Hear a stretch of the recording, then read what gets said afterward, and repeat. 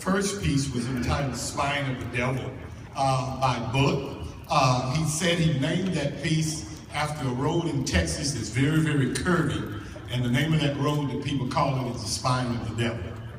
It gives me great pleasure to be here today. Give a little bit of a history. Miss Shaw said to you guys, the first band director, that this is the first honor band that she had done. Well, in 1987, this was the first band that I ever done.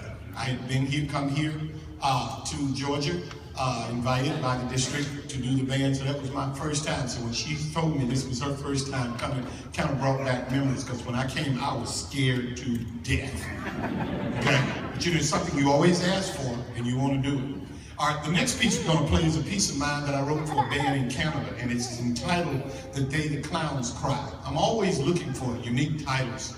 So I got on a plane, which I spend most of my time on, and I opened the USA Today, and it said, The Day that the Clowns Cry. I went, oh man, that's an awesome title. So I started reading the story about it. And what they said was, in 1944, in Danbury, Connecticut, the Barnum and Bailey Circus opened. It was about 3 football fields long. And during that opening, everybody was excited about going because they had been stressed with the war and everything. So everybody's looking forward to getting away and having a good time.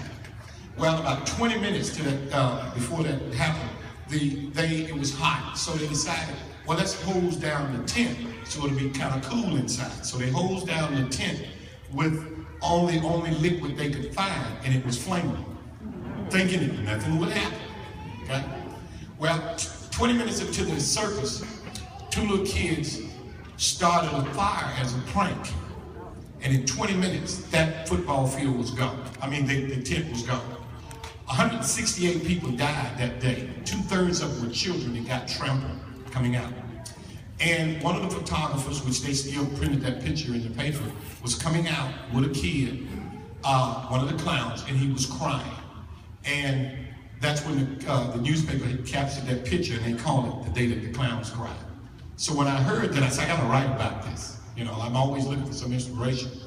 So I decided to put the piece together. You're gonna hear a very, very happy version of the piece at the beginning, because everybody's going to the circus. It's gonna sound like you're going to a circus. And then all of a sudden, the piece is gonna turn ugly, because you're gonna hear people scrambling. You're gonna feel the music get more aggressive. You're gonna hear lots of things going on in the percussion section and in the woodwind section. All right, then we're gonna bring that to a close, and we're gonna have a clarinet cadenza, and then we're gonna do a little funeral march to the end.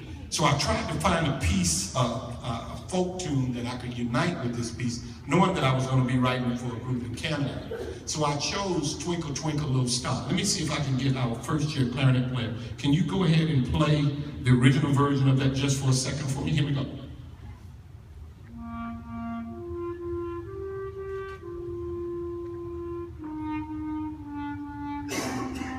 Okay, now, when we come back, that's in a major key, that's a happy key. When I bring it back, after you hear the fire and everything is over, you're gonna hear it in a sad key, and we call it a minor key. Can you play it in a minor key for me?